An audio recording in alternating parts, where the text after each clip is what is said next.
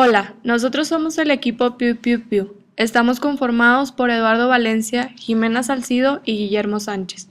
En este video hablaremos acerca de los circuitos temporizadores. El circuito electrónico que más se utiliza tanto en la industria como en circuitería comercial es el circuito temporizador o de retardo. Dentro de la categoría de temporizadores, cabe destacar el más económico y también el menos preciso. Consiste en una resistencia y un condensador. A partir de aquí se pueden contar con un sinfín de opciones y posibilidades. A veces es necesario introducir un retardo entre dos fases de un proceso cuando éstas ocurren simultáneamente, es decir, retardar en algún punto el paso de una señal a través de un circuito. Para realizar estos retardos se utilizan los temporizadores. Existe una gran variedad de tipos de temporizadores. Cuando necesitamos un temporizador, lo primero que debemos considerar es la necesidad de precisión en el tiempo, base muy importante para determinar los elementos que vamos a utilizar en su concepción y diseño.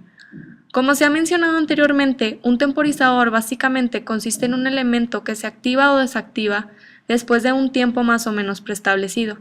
De esta manera podemos determinar el parámetro relacionado con el tiempo que ha de transcurrir para que el circuito susceptible de temporizarse se detenga o empiece a funcionar o simplemente cierre un contacto o lo abra. Los temporizadores tienen varias aplicaciones, como por ejemplo en alarmas electrónicas contra la intrusión, para retardar la conexión de un pequeño tiempo desde que se activan los sensores, con el fin de dar tiempo para desconectar cuando ésta no es accesible antes de activar los sensores.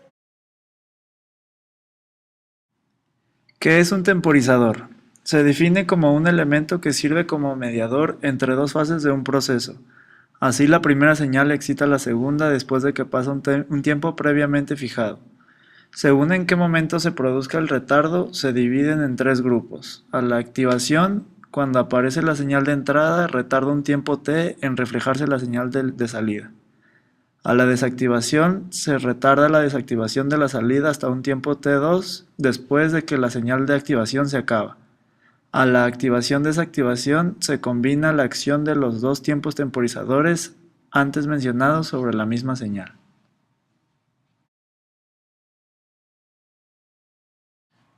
En la siguiente imagen podemos ver los diferentes tipos de onda de los temporizadores: a la activación, a la desactivación y a la activación-desactivación.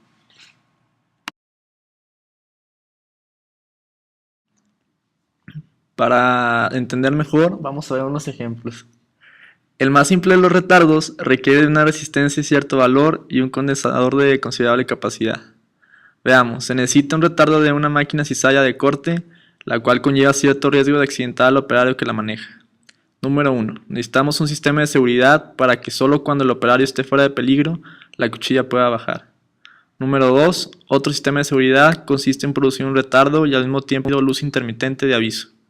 El primer caso se puede lograr con la combinación de unos fines de carrera y un par de pulsadores, localizados fuera del recorrido de la cuchilla y sus alrededores.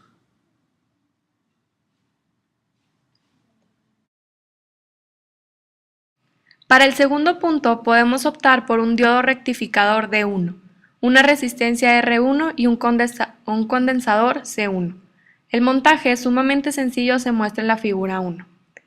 El diodo D1 se encarga de rectificar la corriente proporcionada por un secundario de un transformador o simplemente de la red a la que se conectará el equipo al que se ha de controlar, para lo cual deberá observarse las precauciones básicas y elementales a la hora de seleccionar los diferentes elementos mencionados, respetando un margen de seguridad en la tensión a la que se someterán en el montaje.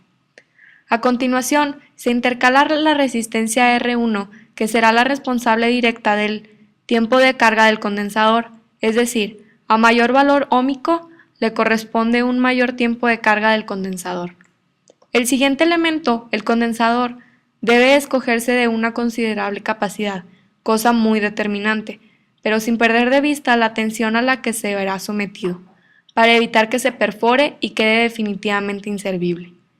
A la hora de elegir el condensador, es conveniente considerar un tamaño y siempre que sea posible, deberá optarse por un modelo electrolítico. De ahí el uso del diodo.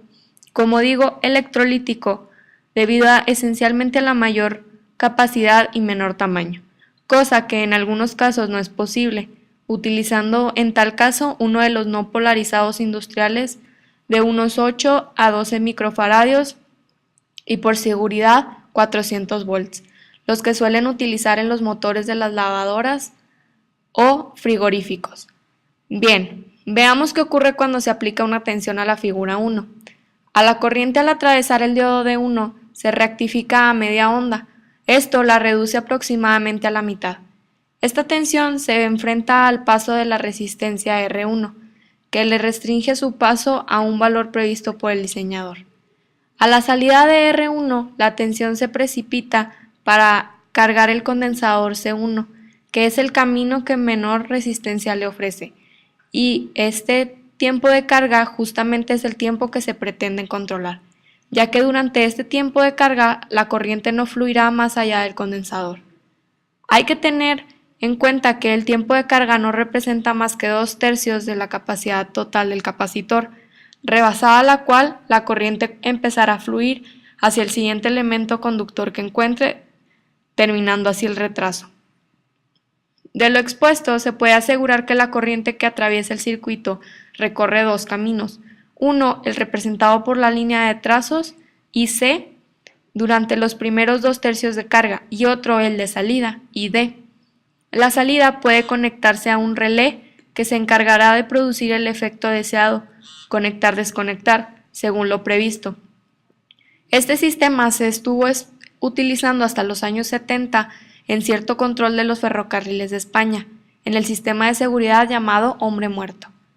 Este caso digamos que es el directo. También se puede utilizar una forma más sofisticada, digámoslo así. A esta se conecta el RL en serie con la resistencia R1, a la cual se le calculará su valor de manera que la corriente que la atraviese active el relé solo cuando el condensador C se haya cargado. La tensión de trabajo del relé deberá ser la que corresponda a la tensión nominal de alimentación del circuito, para evitar que se queme cuando se active mediante la corriente de peso en carga. En ambos circuitos se percibe que el control no es tal, ya que la carga del condensador se ve influenciada por muchos imponderables, además de poco fiable. Se necesita un mayor control y rango de tiempos. La solución puede estar en los transistores que permiten un mayor control de los diferentes parámetros, debido al control de ganancia y paso de corriente que nos permite el transistor y mediante un montaje adecuado. Podemos lograr una mejora en los tiempos y por lo tanto más fiabilidad, al utilizar condensadores más pequeños.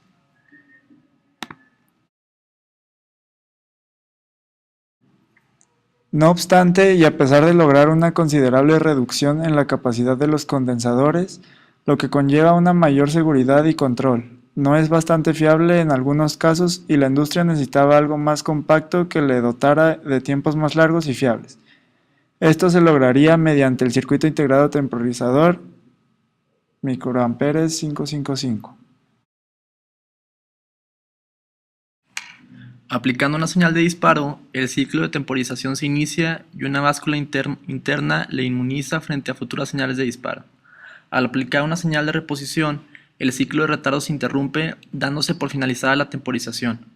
Entre sus características más importantes hay que destacar el amplio margen de control de tiempo desde microsegundos a horas. Funcionando como estable o monoestable, el ciclo de trabajo es capaz de proporcionar 200 microamperes de corriente en su salida. Como conclusión, creemos que los temporizadores son algo muy importante en los circuitos eléctricos. Son parte de la industria y son parte de todo lo que tenemos que aprender como futuros mecatrónicos.